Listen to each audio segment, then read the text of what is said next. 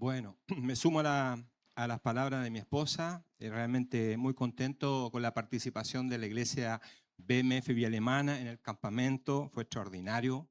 Yo la verdad que me quedo muy, muy satisfecho en todos los aspectos. En el aspecto de la participación numérica, hubo bastantes hermanos de la iglesia que participaron. También felicitar a los hermanos de la alabanza. A los hermanos de la alabanza, muy, muy excelente el trabajo. A los hermanos de la transmisión audiovisual, el audio, las grabaciones. Realmente muy, muy bueno. Todos de primer nivel. Todos los pastores que participaron se fueron con una muy buena impresión de lo que Dios ha estado haciendo en cada uno de nosotros, porque como somos este es un trabajo de equipo. eh, Cada pastor y pastora y líder, ¿cierto?, que se ha involucrado en este trabajo, nos ha permitido llegar a esta instancia. Y el campamento de que hemos realizado, tuvimos una gran cantidad de personas, los que participaron, y bueno, se está avanzando a dejar ese campamento como un tiempo especial. Así que lo vamos a mantener a lo menos en el mes de enero y va a ir tomando un plus. De hecho, este año queremos abrirlo para también algunas iglesias BMF también, que no son a lo mejor de la línea nuestra en el sentido de nuestra paternidad, pero somos un cuerpo y hay muchos hermanos que también tenían ganas de participar y ser expuesto una palabra. Así que el próximo año quizás vamos a abrir un poco más y vamos a tener un campamento maravilloso. Maravilloso porque se va a soltar una palabra. ¿A cuánto les bendijo la palabra que se soltó ahí? ¿Cierto? Extraordinario. Cómo Dios fue haciendo. Yo quedé asombrado porque uno no es que se pone de acuerdo con los predicadores, no es que dice tú vas a predicar de esto, vas a predicar esto, no. Ponemos un sentir, un lema, ¿no? Que fue viviendo bajo el poder del Espíritu o sirviendo bajo el poder del Espíritu. Y cada uno de ellos, ¿cierto?, fue marcando una pauta, una palabra. Hubo sanidades extraordinarias. Mi nuera estaba con una dolencia muy, muy complicada y ese día que ministró el pastor Carlos Herrera, sin que le dijeran que estaba enferma, él se acercó a mi nuera, ¿cierto?, a la pastora Marcelita, oró por ella y está sana. Me dijo, desde ese día quedé sana, completamente sana. Yo le veo la cara, hasta ahora le veo la cara sana. Así que imagínate, vi un milagro en medio de ese mover del Espíritu, así que fue extraordinario. Así que les animo para que el próximo año agende sus vacaciones, compre su carpa. Yo era un poco capitán Araya, embarcaba todo y me quedaba en la playa porque como hacíamos el campamento cerca de mi casa, entonces yo me iba a dormir a mi casa. Y este año el Señor me dijo, no, cómprate carpa y anda a estar con los hermanos. Así que me compré carpa, colchón, y mi esposa sabe que no me gusta mucho dormir en carpa, pero por causa del Evangelio, por causa de la obra, hay que hacerlo. Y sabe que dormí re bien, ¿eh? Dormí re bien, lo hice lo que se produce en la noche, las conversaciones. Habían unos hermanos por ahí que estuvieron hasta como a las 3 de la mañana, celebrando un cumpleaños. Los más escandalosos parece que parece de acá, ¿no? Creo que el cumpleaños de Nachito. No pasaron ni un pedazo de carne. Oye, son amarretes.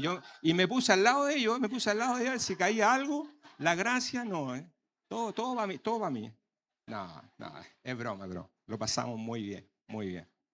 Bueno, quiero compartir una palabra y quiero que vayamos al libro de Hechos, capítulo 13, verso 1 al 3. Bueno, mientras usted lo busca, yo estaba meditando en esto porque, claro, estamos celebrando 12 años, como decía Bernardita, ¿cierto? La iglesia es eterna, muy importante, pero para nosotros siempre es más fácil ver a Dios hacia atrás que hacia adelante.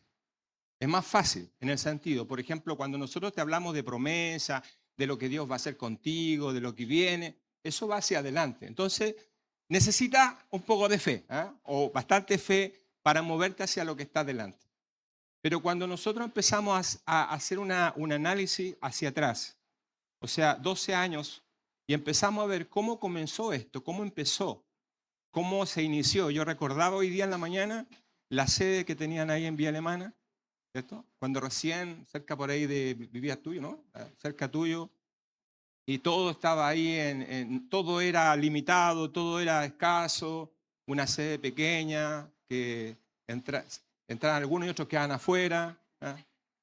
Y hoy día mira dónde estamos, ¿cierto? Dónde se ha logrado el lugar. Tenemos prometido que vamos a empezar a comprar lugares, ¿ah? Así que tenemos promesa del Señor que vamos a empezar a comprar propiedades para edificar, aunque no es nuestro enfoque, pero sí es necesario. Así que bueno, y yo veo estos 12 años en la vida de los pastores también, que sin duda los conozco desde el principio, y cómo han ido creciendo, cómo se han ido empoderando de la palabra, cómo han ido haciéndose parte de lo que se está entregando hoy día en el Señor. Para mí como papá, en este caso, y abuelo de ustedes, abuelo, soy abuelo de ustedes, pero para, ¿eh? Me siento sanamente orgulloso de Sebastián y Marilyn porque ellos siempre han estado con nosotros, siempre han estado al lado nuestro, no porque la sabemos todo, sino porque también tenemos una historia. Tenemos una historia de éxito, de fracaso, de cosas que hemos hecho y que no nos han resultado. Así que uno como padre siempre quiere tratar de que los hijos no cometan los mismos errores de uno, ¿no? Porque uno ya cometió bastante errores, entonces lo que trata uno como padre espiritual es tratar de que ellos no cometan en lo posible los errores que cometimos. O sea, hacerle más fácil el ministerio, hacerle más fácil el servicio, redimir el tiempo y hacer que a lo que a nosotros nos costó un poco más, a ellos les cueste un poco menos. Esa es la idea, ¿no? Pero así la iglesia, y ellos también lo que están tratando de ministrar en usted, que a ustedes también les cueste un poco menos de lo que le ha costado a ellos. Y así vamos redimiendo el tiempo y la iglesia se va edificando. Bueno, en Hechos capítulo 13, verso 1 al 3, dice, había entonces en la iglesia que estaba en Antioquía profetas y maestros. Bernabé, Simón, el que se llamaba Níger, Lucio de Cirene, Manaén, el que se había criado junto con Herodes tetrarca, y Saulo. Ministrando esto al Señor y ayunando, dijo el Espíritu Santo, apártenme a Bernabé y a Saulo para la obra a la que lo he llamado. Entonces, habiendo ayunado y llorado, les impusieron las manos y los despidieron. Yo quiero hablar hoy día de la obra del ministerio.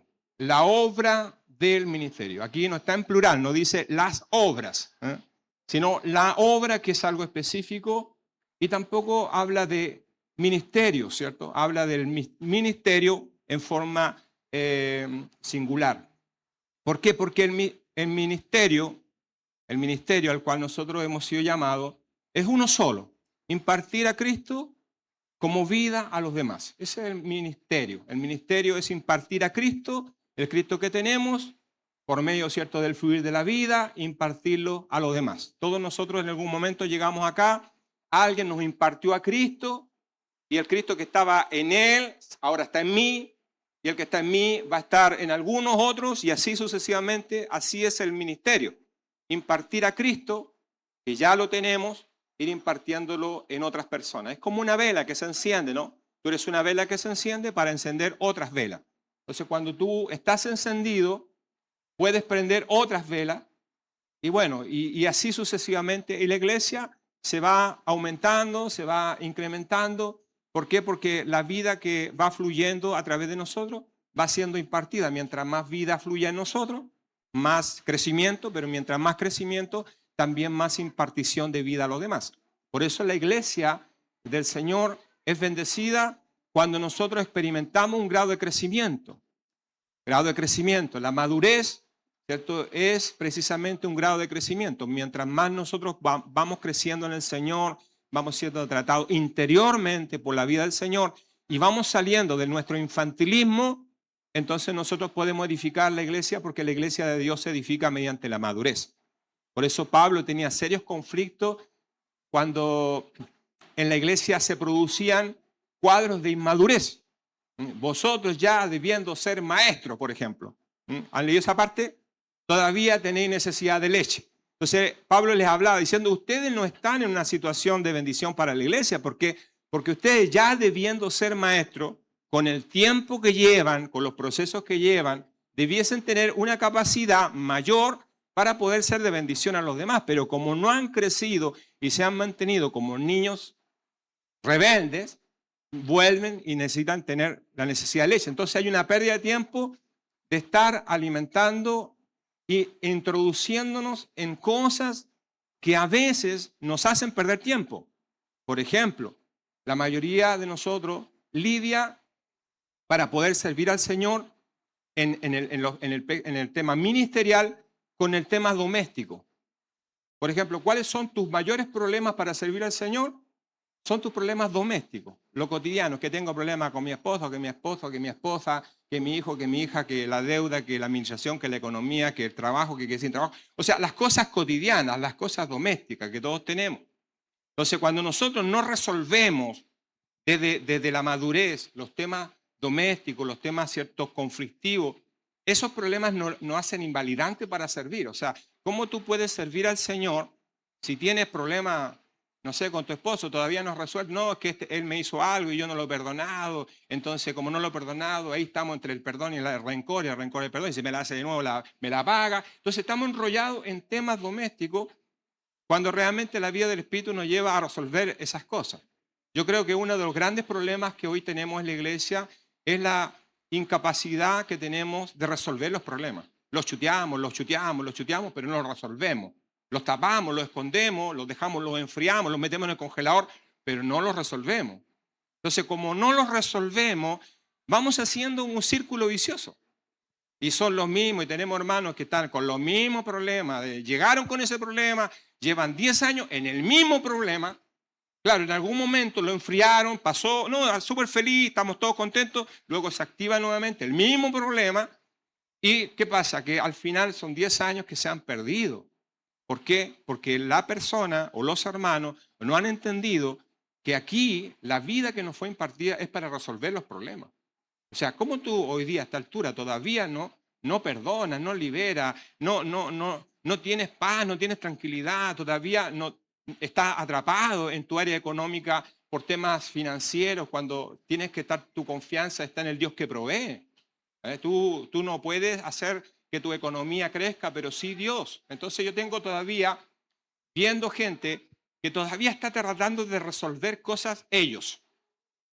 Entonces, a ver, tú tienes una economía quebrada, sí, pero te veo a ti tratando de resolver. Nunca he visto que te hagas a un lado y confíes en Dios para que Dios te ayude a resolver esos problemas. Entonces, no has dejado a Dios obrar, no has dejado a Dios obrar. ¿Por qué? Porque quieres resolverlo tú. Entonces, mientras te veamos a ti tratando de resolver situaciones, vamos a caer en ese círculo vicioso que va a desgastar la iglesia. ¿Por qué? Por tratar de resolver cosas que tienen que resolverse en la cruz, en la fe, en la confianza, en la esperanza y saber que Dios, ¿cierto?, no nos trajo aquí para estar atrapados a situaciones del pasado. Como le pasó al pueblo de Israel que salió de Egipto, que fue algo espontáneo, rápido, maravilloso. De la noche estaban en Egipto, al otro día estaban caminando a la tierra prometida, enriquecidos porque una noche estaban empobrecidos y al otro día estaban enriquecidos. Pero ustedes saben por la historia que durante 40 años Dios tuvo que batallar con ellos. ¿Por qué? Porque aunque ellos no estaban en Egipto, Egipto que vivía dentro de ellos los tenía contaminados, los tenía atrapados, pensando en la cebolla, pensando en los ajos, pensando en las cosas que estaban en Egipto y no viviendo esa vida nueva en libertad que Dios le había entregado. Y fue agónico. ¿Por qué? Porque un proceso que debía haber durado una semana duró 40 años. Entonces tenemos muchos hermanos que los procesos, que evidentemente los vivimos en el Señor, son procesos que tienen su comienzo y tienen su fin. Y que son procesos que van a durar, no sé, 1 mes, 2 meses, 3 meses, pero no pueden durar 40 años, no pueden durar 10 años. Entonces tenemos hermanos que están atrapados en las mismas situaciones, en los mismos acontecimientos, y vamos cumpliendo años y vamos viendo que hay gente que sigue arrastrando cosas simplemente porque no los ha enfrentado, no lo ha resuelto. Entonces, si no lo resuelve, como decía una vez, un error que no se corrige es un error que se repite. A ver, diga conmigo, un error que no se corrige es un error que se repite. Entonces, cuando usted corrige algo, lo corrige porque toma la responsabilidad que le dio el Señor, porque no solamente Dios nos dio la vida, sino la responsabilidad para conducirnos mediante esa vida. Entonces, cuando asumimos esa responsabilidad, que no está en ellos, que no está en los otros, sino que está en mí, entonces yo empiezo a crecer. Es mi responsabilidad. ¿Ve? Esa cuestión de echarle la culpa a otro es una inmadurez. Y eso le pasó a Adán y Eva cuando el Señor vino a hablar con ellos, cuando ellos habían pecado. Yo siempre digo, la historia hubiese sido más corta si Adán se hubiese puesto los pantalones y hubiese dicho, Señor, la embarré. Señor. No, ¿qué hizo él? La mujer que me diste. O sea, ¿te das cuenta? O sea, es alguien, es verdad, que él debía haber asumido la responsabilidad. Haberle dicho, Señor, a ver, Eva, ponte detrás mío. Porque ¿a quién le dio Dios la revelación de eso? A Adán. Eva tenía la revelación indirecta, pero el que tenía la revelación directa era Adán. Entonces Adancito, ¿cierto? Adancito lo que debía haber hecho, cuando pasó eso, debía haber puesto a su esposa atrás y haber dicho, Señor, yo fui. Yo fallé, yo me equivoqué. No fue así, ¿no? Lamentablemente. ¿Cuál fue más fácil para Adán? Echarle la culpa a otro. Y eso es algo que se repite en la vida de iglesia. Siempre es más fácil echarle la culpa a otro que asumir sus responsabilidades. ¿Ves? Me voy de la iglesia. Me voy de la iglesia. Los pastores no me aman. O sea, le echamos la culpa a los pastores, le echamos la culpa a medio mundo, pero hasta que tú no asumas la responsabilidad que Dios nos dio, particularmente es tu responsabilidad. Si estás donde estás, no es culpa del diablo, no es culpa de Dios, es culpa de ti. O sea, si tienes que hacerte responsable, eres tú el que marca la pauta, eres tú el que hace que avance las cosas y eres tú el que avance. Ahora, evidentemente no estoy hablando al yo, estoy hablando al Dios que tenemos. ¿Por qué? Porque lo hemos enseñado. Dios se mueve con los que se mueven, ¿cierto? Hoy día el Cristo que tenemos nos habita. Y tú le pides al Señor cada cosa y Dios dice, pero yo que necesito que tú te muevas. O sea, estoy en ti. Mientras tú te mueves, yo me muevo en tu mover. Yo me muevo en tu mover. Tú te mueves, yo me muevo. Porque Dios no se mueve solo, porque ahora Él tiene un cuerpo, que es la iglesia, y la iglesia se mueve. Y cuando la iglesia se mueve, Cristo se mueve en la iglesia. ¿Ves? Entonces, eso es importante. Ahora, hablamos de la obra. Así como el ministerio es impartir la vida de Cristo, la obra tiene que ver precisamente con servir, con responsabilidad. La obra tiene que ver con el servir, el servicio. ¿Para qué Dios nos dio la vida? Para servir al Señor, ¿cierto? Servir correctamente. Y este es el tema de la obra. Vemos aquí que el Señor tomó a Bernabé y a Saulo, los apartó de un grupo y los comisionó para la obra que Dios le había encomendado. Ahora veamos el tema de la obra, porque esto es importante. Cuando nosotros vamos al Antiguo Testamento, vamos a ver que había una edificación. Obra, ¿hay algún maestro por acá? ¿Un maestro carpintero o maestro gaffiter? Bueno, el Cristian sé que ingeniero sabe que la obra, la obra implica una construcción, ¿cierto? Soy maestro de la obra. La obra implica una edificación. Los obreros de la obra. Obra implica una edificación. Y en el Antiguo Testamento, Dios encontramos nosotros una edificación, por ejemplo, el tabernáculo. El tabernáculo era una edificación. Una edificación que Dios les dio, que evidentemente era el lugar momentáneo donde Dios iba a habitar, mediante Dios sacó al pueblo de Israel, los llevó al Sinaí, le entregó las leyes, pero también les dio la edificación a Moisés para que edificara el tabernáculo. Y vemos que dan medidas específicas y Moisés, ¿qué hace en el desierto? Fue edificar el tabernáculo. Ahora, cuando se edificó el tabernáculo, la edificación del tabernáculo trajo el sacerdocio. El sacerdocio. El tabernáculo era necesario. ¿Por qué? Porque para tener el sacerdocio o recuperar el sacerdocio, primero necesitaba establecer el tabernáculo. Una vez que tenía el tabernáculo, que tenía la edificación, ahora Dios traía el sacerdocio. Y una vez que recuperaba Dios el sacerdocio, recuperaba lo que se llaman los sacrificios espirituales. Sacrificios espirituales. Los sacrificios, porque si tú ves esa historia, tabernáculo, sacerdote y sacrificio están en la misma línea. No puede tener Dios sacrificio si no tiene sacerdote. Y no puede tener sacerdote si no tiene tabernáculo. Ahora, si obtiene Dios el tabernáculo, entonces puede obtener el sacerdocio. Y si obtiene el sacerdocio, puede obtener los sacrificios espirituales. ¿Te das cuenta que hay una secuencia ahí? Esta es la realidad. Entonces, cuando nosotros vamos al tema de la edificación del tabernáculo, vemos que Dios es muy detallista en cada una de las cosas que Él indica.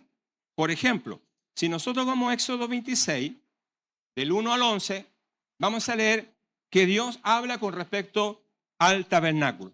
Dice, harás el tabernáculo, Éxodo 26, del 1 al 11.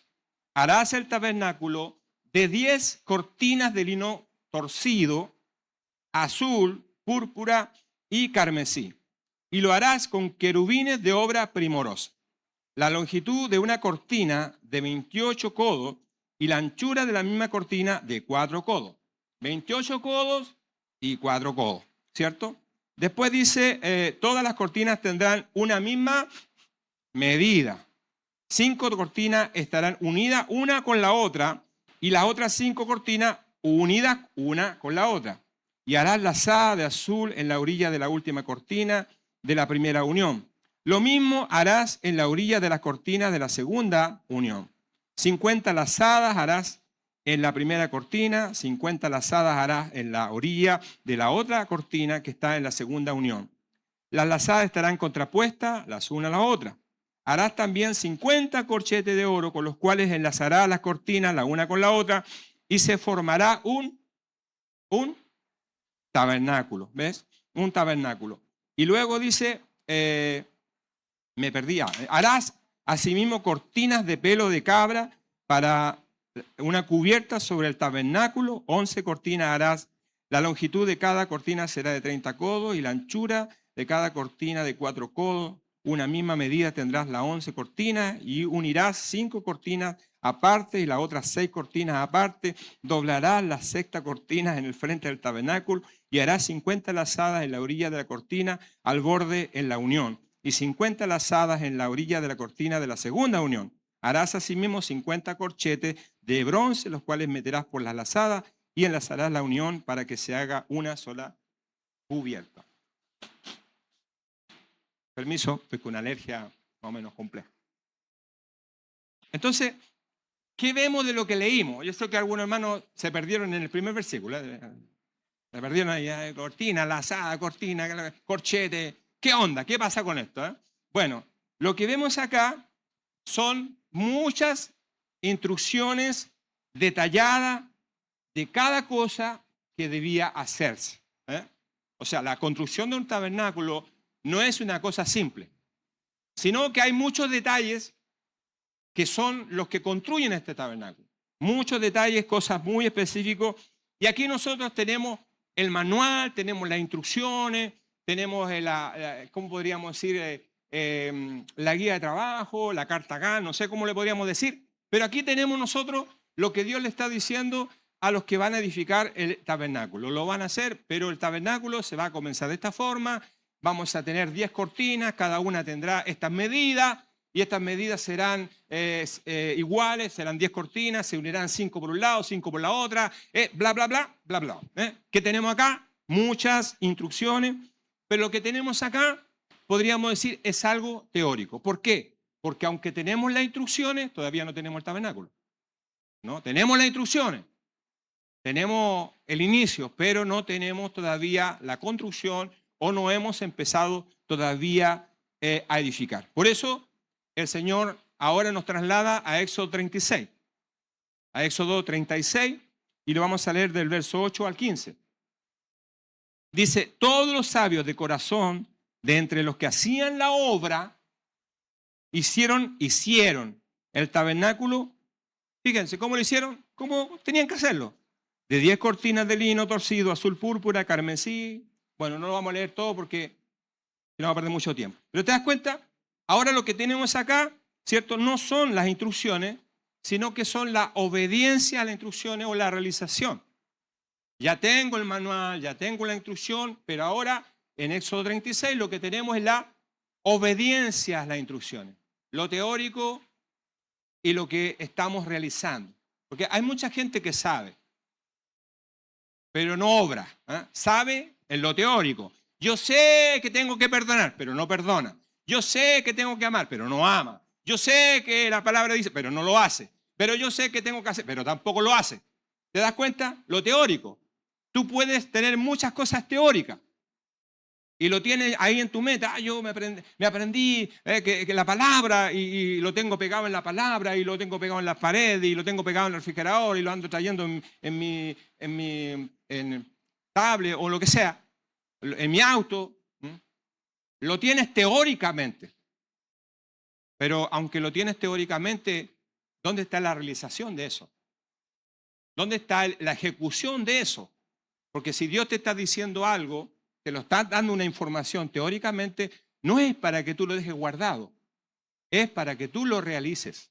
Esa es la obra. Por eso dice, cuando el Señor dice que nos apartó para la obra, nos está involucrando literalmente en una obediencia a todo lo que el Espíritu Santo nos dice. Porque el Espíritu no nos dice cosas simplemente para que nosotros, está bonito, está bonito. Oye, qué lindo. No, si a Dios no le interesa eso, que diga, oh, qué buena palabra. No, a nosotros no nos interesa que usted diga, qué buena palabra. El tema es qué es lo que va a hacer con la palabra que escuchó.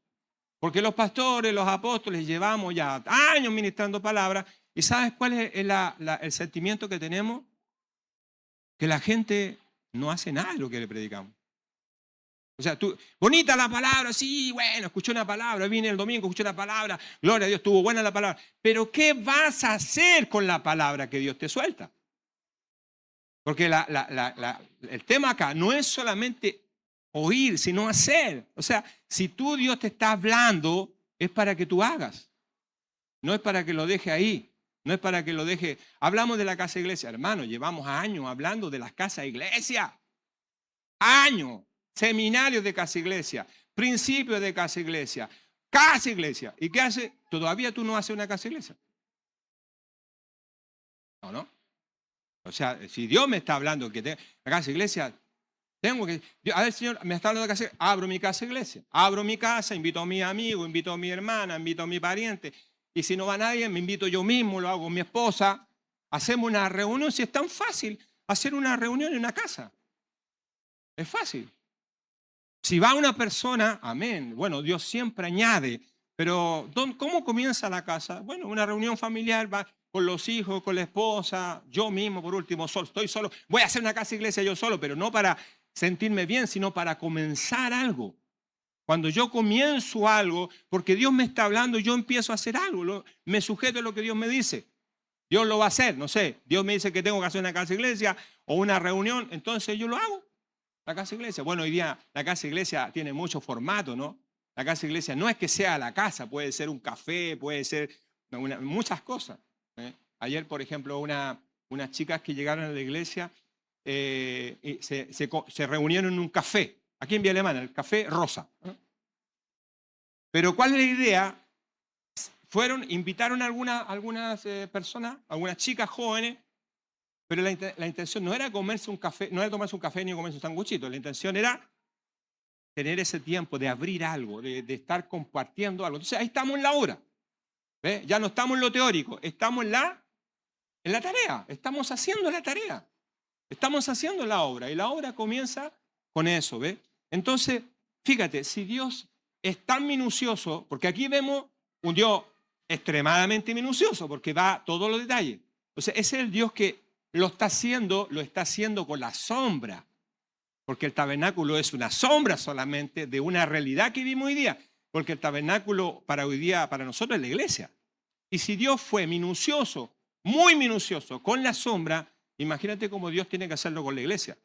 O sea, la iglesia también tiene estos matices de las cuales Dios dice, oye, pero tienes que hacerlo así. Por eso cuando Pablo le dice a Timoteo, le dice, para que yo si tardo, sepas cómo debes conducirte en la casa del Señor. Sepas cómo debes conducirte, porque tú tienes que saber cómo hacerlo. ¿Ve? Entonces, ese tema, yo no sé, hermano, yo estoy claro que nadie nació sabiendo. El problema nuestro no es no saber. El problema nuestro es no querer aprender. Ese es el tema. Nadie va a cuestionarte a que no sepas algo. No sé hacerlo, no hay problema, se aprende. Todo se aprende. El problema es que a veces nos quedamos en no sé. Es que no sé, por eso no hago nada, porque no sé. Entonces tú no entiendes esto que te estoy diciendo, que no se trata de no saber. Todos en algún momento no sabemos. Y el problema no es no saber, el problema es no querer aprender. Y eso sí está disponible, porque todos podemos aprender. Todo. Entonces Dios tomó muy en serio este tema. Si lo hizo con los símbolos, evidentemente lo va a hacer con su realidad, que es la iglesia. Hay un caso emblemático, por ejemplo, el caso de Jacob. Ustedes saben Jacob, ¿no? Jacob es el tercer hijo, digamos, no el tercer hijo, sino la tercera genealogía de Abraham. Está Abraham, Isaac y Jacob, ¿cierto? Jacob nos representa a nosotros, porque nunca vimos en Abraham una transformación, nunca vimos en Isaac una transformación, pero sí vimos una transformación en Jacob. Porque Jacob, el único, fue transformado de un suplantador a un príncipe. Y habla de Jacob, que Jacob somos nosotros somos los Jacob. Todos llegamos como Jacob. ¿Qué significa Jacob? Engañador, estafador, burlador. ¿Ven? Todos llegamos con triquiñuela, engaño, todas las cosas. Llegamos así. Somos los Jacob que fuimos alcanzados por el Señor. Pero la idea de Dios no es que seamos Jacob, sino que seamos transformados por medio de la vida del Espíritu y lleguemos a ser los príncipes del Señor, los Israel, la iglesia. La iglesia, la gente que llegó de una forma, pero que ha ido transformada por medio de la vida del Espíritu y que antes, cierto, era de una forma, pero ahora ha sido cambia. ¿Por qué? Porque el incremento de la vida de Dios que está en él le ha hecho cambiar. No cambiamos nosotros, pero es el incremento de Cristo que nos ha hecho cambiar. Ya no somos tan enojones, no nos enojamos por cualquier cosa. ¿Por qué? Porque nosotros estamos en el vínculo de la paz. ¿O no? Estamos en el vínculo de nosotros somos de paz, no somos de mostrar los dientes a la gente. O le muestran los dientes a la gente. Si usted le muestra los dientes a la gente, entonces usted todavía no está en el vínculo de la paz que logró la cruz. La cruz logró el vínculo de la paz. Estamos en la paz, en la tranquilidad. Entonces, Jacob, ¿qué se caracteriza en Jacob? Que Jacob, por ejemplo, cuando sale de la casa de su padre por engañar a su hermano, él sale, bueno, con lo opuesto, literalmente, y llega a un lugar y dice que él tiene una experiencia. ¿Por qué? Porque está cansado, se va sin nada, o sea, va literalmente sin nada, y llega a ese lugar y hace algo que está lleno de acciones proféticas. Pues dice que tomó una piedra, la puso en su costado, esto está en Génesis 28, y se quedó dormido. Y mientras él dormía, él tuvo una visión. Él tuvo una visión, dice que vio ángeles, una escalera que tocaba el cielo, ¿cierto? La escalera que subía y bajaba. Y él tuvo una visión y él tuvo la revelación porque él fue el que le puso. Dijo, esto no es otra cosa más que casa de Dios y puerta del cielo. Y le llamó ese lugar Betel. Jacob le llamó Betel, que significa casa de Dios. O sea, él tuvo la experiencia teórica, él entendió por revelación del Espíritu que ese lugar o lo que había vivido era la casa de Dios. O sea, una vez que Dios te muestra algo, lo siguiente es la obra. Una vez que Dios te da la vida, lo siguiente es el servicio.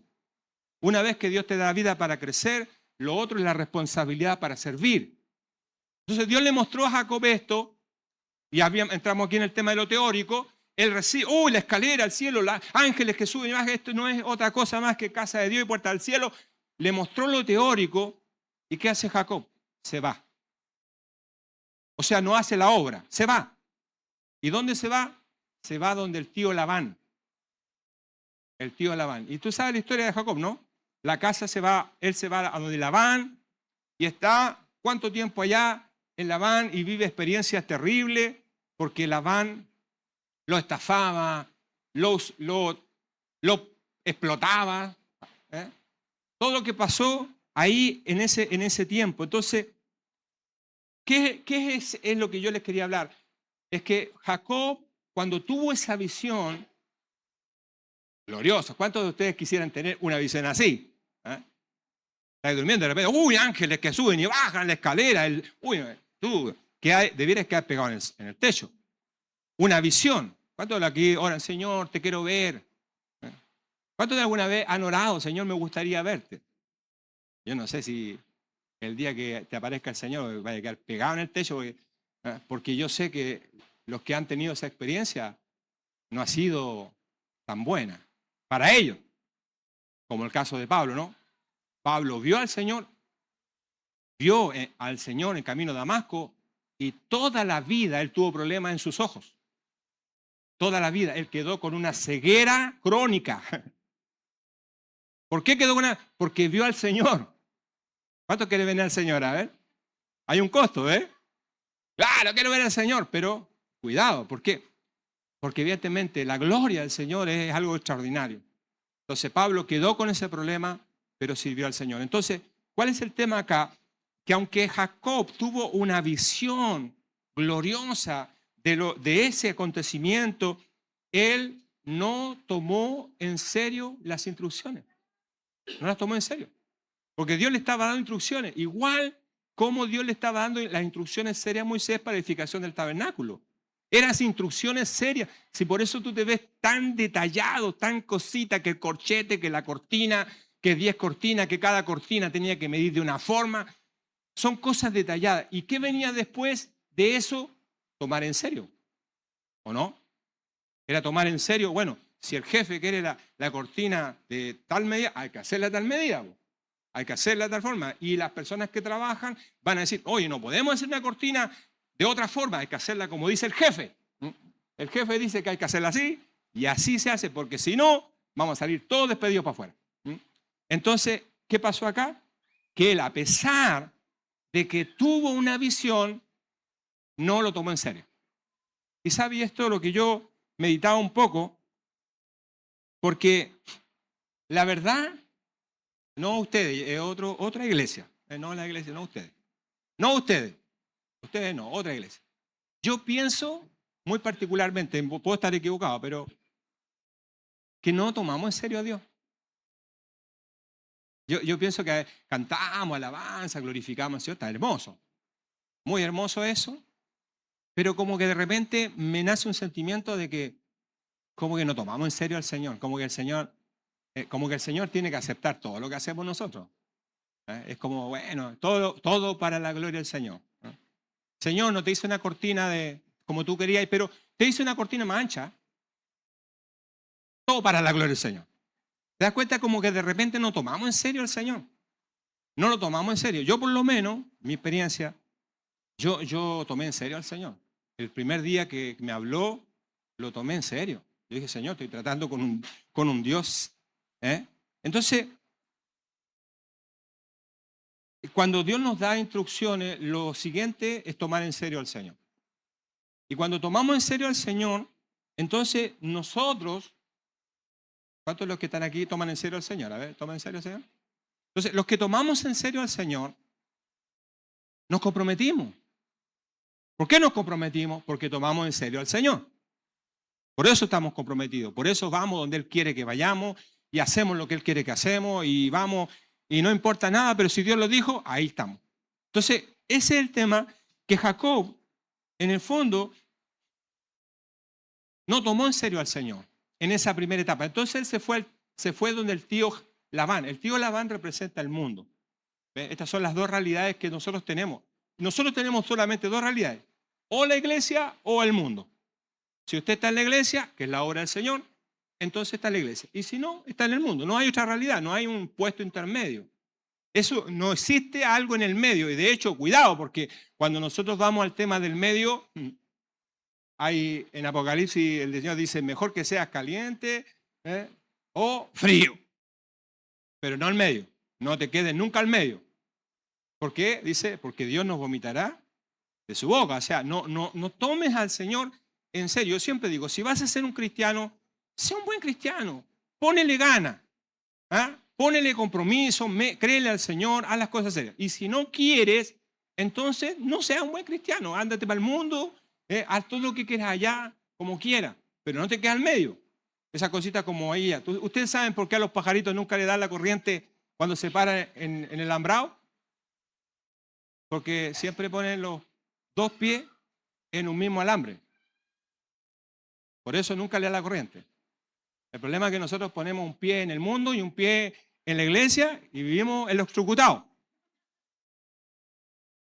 Vivimos con cortocircuito, no me funciona. No, es que no te funcione, es que tienes los pies, un pie allá, por allá y un pie acá. No, tienes que poner los dos pies en la obra del Señor, en la iglesia.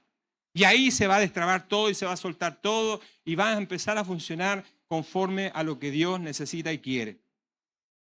Hoy se me pasa el tiempo, pero quiero hablar un poquito de las cortinas para no dejar. ¿Quieren que le hable de las cortinas, no? ¿O no están ni ahí con las cortinas? Porque hay un tema importante acá. Voy a avanzar acá. Bueno, ¿qué hicieron en Éxodo 26? Dios les da las instrucciones y en Éxodo 36 están haciendo conforme a las instrucciones. Y aparece, ¿cierto?, este tema de las cortinas. Y dice que de todos los sabios de corazón, o sea, los sabios de corazón fueron las personas que se involucraron en hacer conforme a lo que Dios le había pedido, los sabios de corazón. Bueno, ¿y por dónde comienza la obra? Diga conmigo, por las cortinas. ¿Ah? Así es fácil. Ahí tiene un orden. Dice, el orden. Señor, ¿por dónde comienza la obra? La casa iglesia, el trabajo, el discipulado. ¿Por dónde comienza todo? Diga conmigo, por las cortinas. Por las cortinas.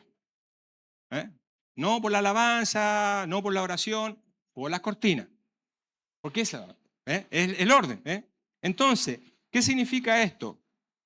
Dice el Éxodo 26:1. Harás el tabernáculo de 10 cortinas de lino torcido, azul, púrpura, carmesí, y lo harás con querubines. Bueno,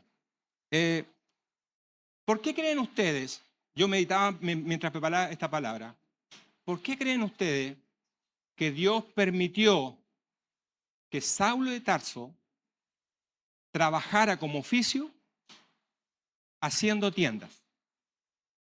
¿Por qué creen ustedes? No es que Saulo llegó allá porque él quería. ¿Por qué Dios llevó a Saulo de Tarso, que luego es el apóstol Pablo, a trabajar un tiempo con, ¿cómo se llama? Priscila y Aquila, porque eran del mismo oficio, en el trabajo de hacer, gracias, amor, Jairo, no sé qué crees. De hacer, de tenerlo trabajando en tiendas. ¿Te imaginas? O sea, intencionalmente al apóstol que nos va a hablar de la edificación de la iglesia, el que Dios está apartando ahora a través, ¿cierto?, de los hombres que se habían reunido, Dios les permitió trabajar por un tiempo haciendo tiendas. ¿Ve? Porque evidentemente aquí hay algo importante. O sea, para que él realmente entendiera cómo se iba a construir el tabernáculo. Ahora, imagínate, cuando nosotros fuimos a acampar, ¿ve? ¿A cuánto lo asustó la lluvia? Ay, la media lluvia que llegó, ¿eh? Y estábamos armando, y lo único que queríamos nosotros, ¿cierto?, era poner el toldo, las cortinas, poner el toldo. Con el Álvaro estábamos armando, con mi hijo estaba armando la carpa, y estábamos justo armando la carpa, y se pone a llover, y dijo, si no ponemos el toldo, se moja todo lo que está dentro. Entonces pescamos entre todos y pusimos, y estábamos todos, y llovía, mojado entero nosotros afirmando el toldo para que pudiésemos poner el protector, ¿cierto? Porque ese es el tema, ¿ves? La cortina van primero, las cortinas siempre van primero, como el toldo protector va primero, porque si no todo lo de dentro se moja. Hay un fuera y hay un dentro. ¿Ves? Ahora, para poder poner las cosas de adentro, hay que tener protección con lo de afuera. Entonces las cortinas, estas 10 cortinas, evidentemente la función en el tabernáculo, la función de esta era proteger lo que estaba adentro. Por eso dijo, si van a construir el tabernáculo, lo primero que tienen que hacer es poner las cortinas, porque si no ponemos las cortinas, todo lo que está dentro queda expuesto. ¿Se dan cuenta? Si Dios es espectacular, es maravilloso, ¿ves? Y Pablo trabajó haciendo tiendas solamente para que entendiera que iba a ser lo primero y que iba a ser lo segundo. Cuando el Señor, evidentemente, Él vio estas cosas, dijo, no, lo primero va las cortinas. Entonces, ¿qué es lo primero que va en nosotros? Diga conmigo las cortinas. O sea, si las cortinas no son puestas sobre la edificación, evidentemente todo lo que está dentro se va a mojar.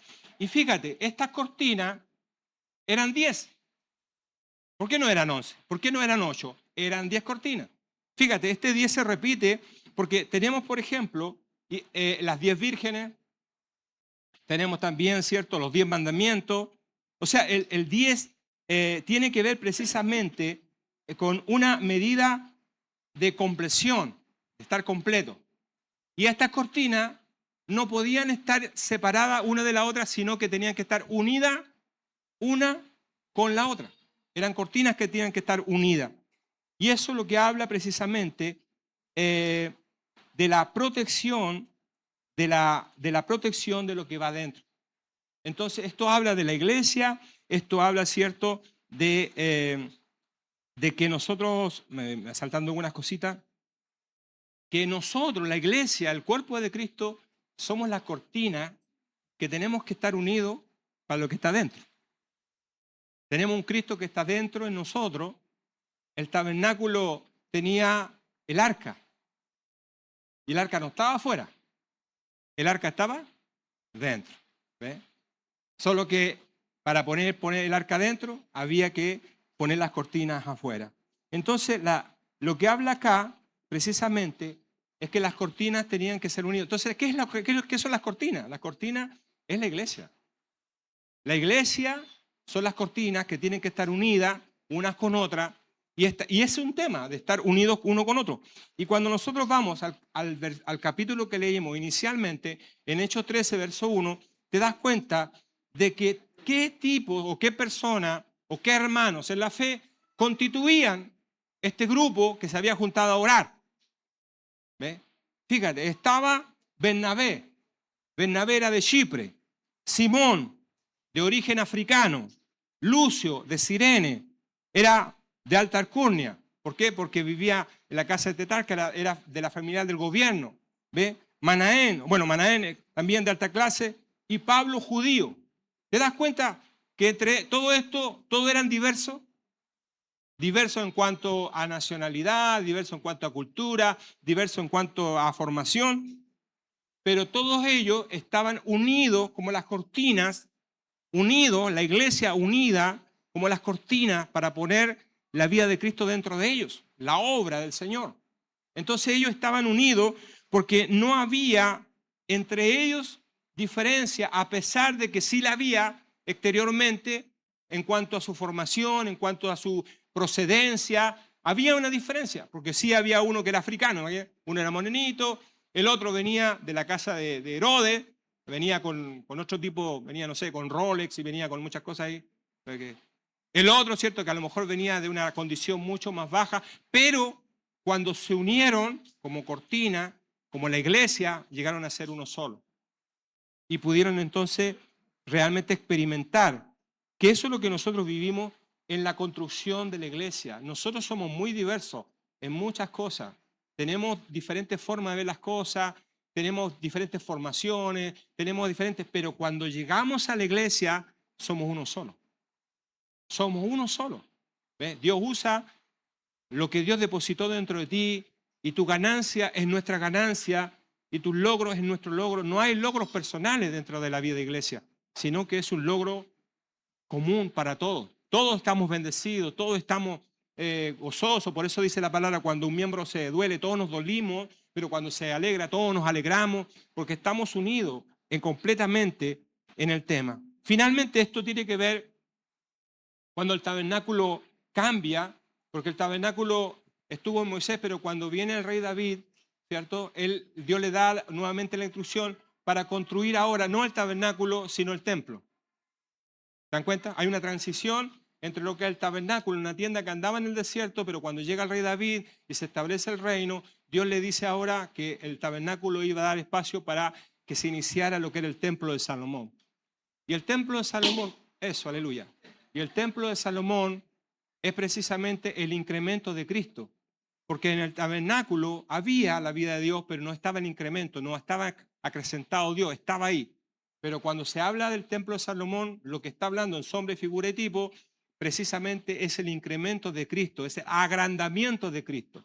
Por eso en el tabernáculo solo había un candelabro, pero en el templo de Salomón habían 10 candelabros. Porque habla del incremento de Cristo. La iglesia que comienza de una forma muy pequeña, pero que se va multiplicando y va creciendo y se va incrementando. Y la vida de Cristo se va incrementando. Así como un día, a lo mejor nuestro apóstol Lucas llegó de Argentina como una pequeña lámpara, ¿cierto? Como un candelabro, y luego ese candelabro fue impartiéndose por medio del incremento de Cristo, y hoy día hay muchos candelabros, y hay muchas iglesias, y hay mucha gente que vino de ahí. ¿Te das cuenta que es el incremento de Cristo? Entonces, el templo de Salomón fue construido, fíjate, con 2 tipos de madera. La madera que venía de Israel, que era menos porque Israel no tenía grandes bosques, pero la mayoría de la madera que se construyó el templo de Salomón venía de Jope, de Tiro. O sea, venía de una provincia foránea, gentil, no era de Israel, era de afuera. ¿Ve? Como nos pasa a nosotros, la mayoría de los que hemos venido no somos israelitas por nacimiento, somos gentiles, venimos de afuera, venimos del mundo y fuimos traídos al Señor. Esa es la madera. Tú eres una madera que fuiste traída de afuera o traído de afuera para ser parte de la edificación del Señor. Y por eso tú te das cuenta, y con esto termino, para que unas los cabos, que esta madera era traída de Tiro al puerto de Jope. ¿Les suena Jope? ¿Les suena Jope? ¿Les suena Jope? ¿Qué pasó en Jope? Bueno, en Jope pasó algo muy especial con el apóstol Pedro. Porque dice que Pedro estaba con hambre y él subió a la azotea. ¿Se acuerdan, no? ¿Dónde pasó eso? En Jope. Y cuando él está ahí, en la casa de Simón, y cuando sube, él tiene una visión que dice que desciende del cielo un lienzo donde venía todo tipo de animales y el Señor le dijo, mata y come, mata y come. ¿Y qué hace Pedrito? Le dice, Señor, yo nunca he comido cosa inmunda porque en ese lienzo venían animales inmundos. ¿Y qué le dice el Señor? Le dice, Pedrito, no llames inmundo lo que yo he santificado. Entonces, termino esta predicación porque el énfasis acá fue, no cuestiones, mata y come. Mata y come. Mata y come. Ese es el rema con el cual nosotros te edificamos en la iglesia. Mata y come. No hagas diferencia. No hagas, no apartes. Dios va a poner gente que es muy diferente a ti. Va a ser una casa iglesia. Todos queremos la casa iglesia, que todos sean igual que nosotros. Y de repente te va a llegar una persona que no es igual a ti. ¿Y qué hago, Señor? Te va a escuchar la voz del Señor y dice, mata y come. Señor, ¿y qué hago con él? Mata y come. Mata y come. Mata y come. Mata y come. Señor, ¿qué hago? Mata. Este es un rema del Espíritu para ti. Tú deja de los cuestionamientos, deja las diferencias, deja todo de lado, porque en Cristo se derribó toda la diferencia. Te va a llegar un día, y te lo profetizo, una persona que no te agrada. ¿Qué hago, Señor, con este que no me agrada? Y Dios te dice, mata y come, mata y come. Porque así se edifica la iglesia. La iglesia se edifica con gente que no son como tú.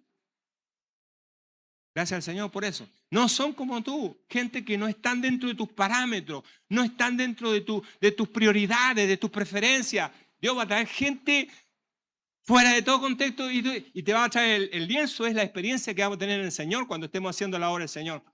Y tú, Señor, yo nunca he ido a la casa de Juanito, de Pedrito, nunca he ido a... Y dice, mata y come, muévete en la dirección del Espíritu. Bueno.